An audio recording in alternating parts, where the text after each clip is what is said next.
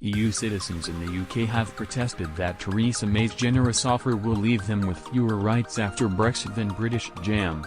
The Prime Minister's proposals also ran into trouble from other EU leaders who warned of open questions and a long way to go before agreement.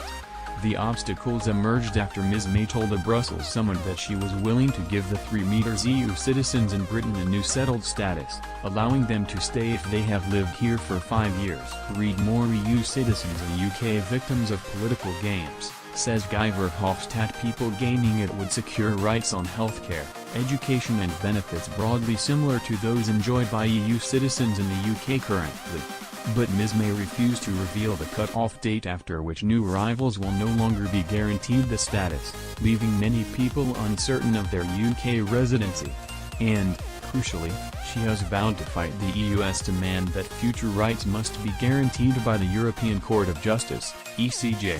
A certain flashpoint over the months to come, the 3 million group, which represents EU citizens in the UK, described the offer as neither fair or really serious.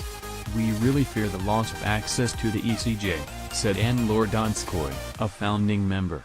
"Under any kind of trade deal, there has to be a supranational court to give the people trading protection, so we do not have unilateral future changes.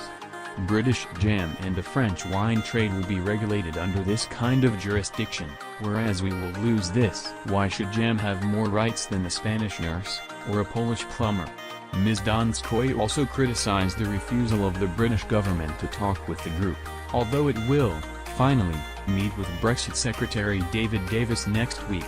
"The EU has been much more forthcoming in inviting us to have a conversation with them," she said, including with Michel Barnier, the EU's chief Brexit negotiator. At the summit, Austria's Chancellor, Christian Kern, warned, "There are so many details left open.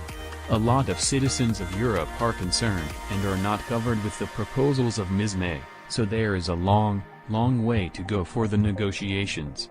Arriving for the second day of the summit, on the anniversary of last year's Brexit referendum, Mrs May acknowledged that elements of her plans had put her on a collision course with the EU.